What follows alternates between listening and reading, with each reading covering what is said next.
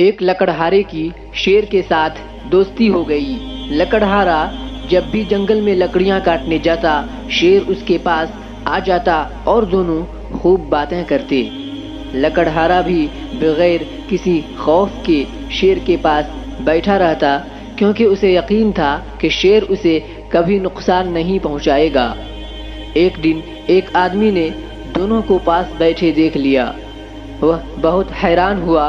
شیر کے جانے کے بعد اس نے لکڑہارے سے کہا کہ مجھے تمہاری عقل پر حیرت ہو رہی ہے کہ تم شیر کے پاس بیٹھے رہتے ہو، اگر اس نے تمہیں کوئی نقصان پہنچا دیا تو؟ لکڑہارے نے جواب دیا کہ شیر میرا دوست ہے اور مجھے اس پر یقین ہے کہ وہ مجھے کبھی بھی نقصان نہیں پہنچائے گا۔ اس آدمی نے کہا کہ مان لیا وہ تیرا دوست ہے، لیکن یہ ابھی تو دیکھو کہ وہ ایک درندہ ہے اور تم کسی درندے پر کیسے یقین کر سکتے ہو؟ اس کو جب کہیں اور سے خوراک نہ ملی تو وہ تم پر بھی حملہ کر سکتا ہے اور تمہیں اپنی خوراک بنا سکتا ہے۔ لکڑہارے نے کہا کہ بات تو تمہاری ٹھیک ہے، وہ ایک خونخوار درندہ ہے، چلو میں اب سے احتیاط کروں گا۔ اتفاق سے لکڑہارے کی یہ بات شیر نے بھی سن لی اور اسے بہت دکھ ہوا۔ اگلے دن جب وہ لکڑہارے سے ملا تو اسے کہا کہ میری کمر پر کلہاڑی کا ایک وار کرو۔ لکڑہارے نے حیرانی سے پوچھا، پاگل تو نہیں ہو گئے؟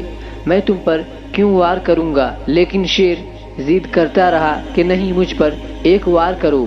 مجبوراً لکڑہارے نے اس کی کمر پر کلہاڑی سے وار کر دیا۔ شیر کو کافی گہرا زخم آیا، لیکن وہ خاموشی سے وہاں سے چلا گیا۔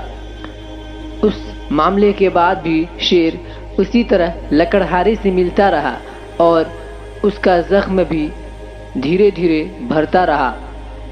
جب زخم بالکل بھر گیا اور نشان بھی ختم ہو گیا تو اس نے لکڑہارے سے کہا کہ دیکھو، تم نے اپنے کلہاڑے سے مجھے جو زخم لگایا تھا وہ بالکل بھر گیا ہے، اس کا نشان بھی باقی نہیں رہا، لیکن تم نے اس دن مجھے درندہ کہہ کر اور میری دوستی پر شک کر کے اپنی زبان سے جو زخم لگایا تھا وہ آج بھی تازہ ہے۔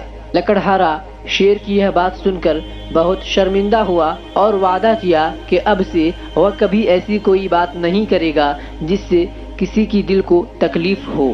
آج ہم لوگ بھی اپنے آپ کو دیکھیں کہ ہم نے اپنی زبان سے کتنے لوگوں کو تکلیف پہنچائی، کتنے لوگوں کا دل دکھایا اور کتنے لوگوں کو ذلیل کیا۔